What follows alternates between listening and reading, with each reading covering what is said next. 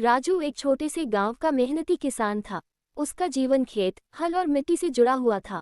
बचपन से ही उसने अपने पिता के साथ खेतों में काम करना शुरू कर दिया था।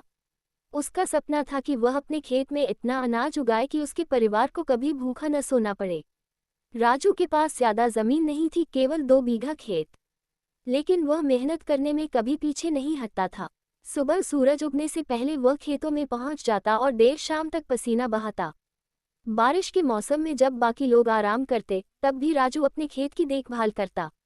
वह जानता था कि खेती भगवान और मेहनत दोनों का मेल है। एक साल ऐसा आया जब बारिश बहुत कम हुई। खेत सूख गए, फसल बर्बाद हो गई। राजू पर कर्ज चढ़ता गया।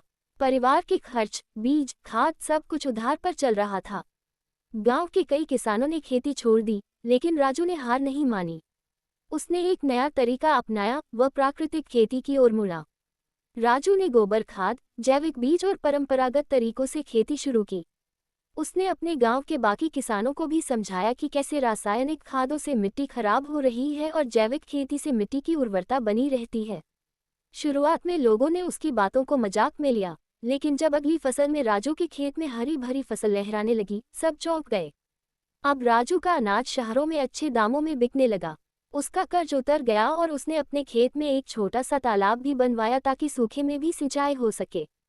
उसके बेटे बेटियों को पढ़ने का मौका मिला और राजू खुद गांव के किसानों के लिए प्रेरणा बन गया।